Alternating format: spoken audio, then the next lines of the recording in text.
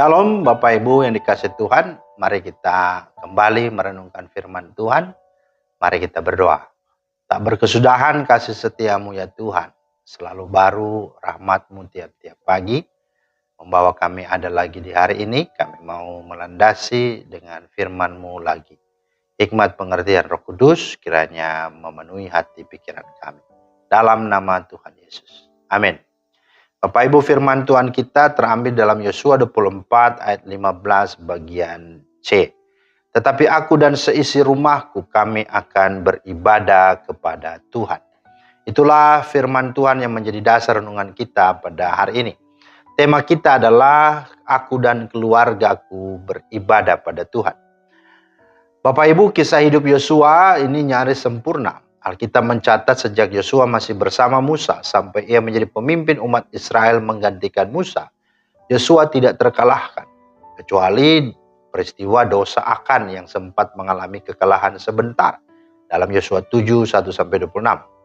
Nah, sebagai intisari dari keseluruhan hidupnya dapat dibilang bahwa Yosua adalah orang yang berhasil dan beruntung. Pertanyaannya, apa rahasianya sehingga Yosua hidupnya dan keluarganya dapat berhasil dan beruntung? Jawabannya karena Yosua setia beribadah kepada Tuhan. Dan ini tidak hanya dirinya, melainkan seisi rumahnya. Bisa berarti ada pegawainya juga dan juga budak-budaknya pun ikut beribadah kepada Tuhan. Inilah yang kembali disampaikan Yosua ketika mereka sudah mendiami Kanaan.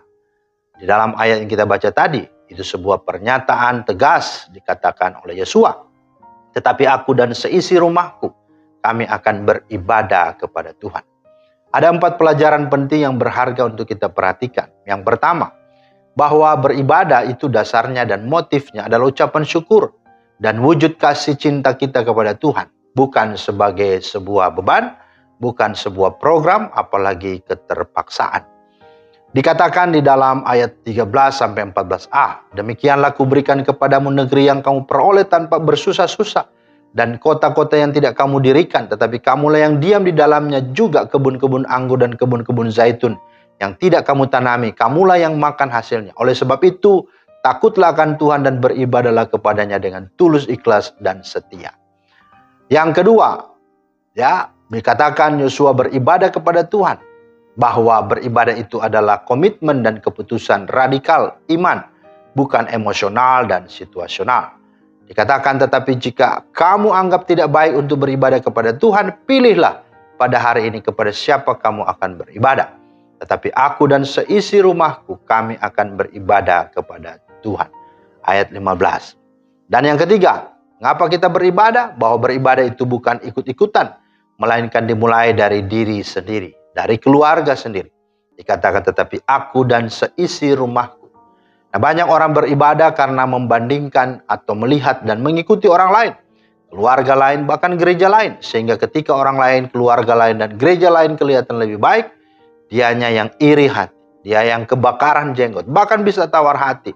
Tetapi ketika tidak lebih baik, ia merasa menjadi lebih baik dari mereka, merasa bangga dan arogan. Nah, hati-hati kalau itu yang terjadi dalam hidup kita. Yang keempat, beribadah kepada Tuhan itu sesungguhnya adalah merupakan keteladanan. Dikatakan kami akan beribadah kepada Tuhan. Ayat 15. Seisi rumah dan keluarga Yosua beribadah kepada Tuhan. Tetapi tidak mereka saja, melainkan seluruh umat Tuhan pun berkata, kami pun akan beribadah kepada Tuhan sebab dialah Allah kita. Ayat 18b. Mengapa Bapak Ibu Saudara? Karena mereka telah melihat dan menyaksikan sendiri kehidupan Yosua menjadi teladan dalam hidup mereka. Iman Yosua menjadi teladan dalam hidup mereka. Bagaimana Yosua begitu sungguh menjadi pemimpin yang beriman untuk boleh menghadapi tantangan dan musuh-musuhnya ketika memimpin mereka dalam perjalanan menuju Kanaan bersama dengan Tuhan.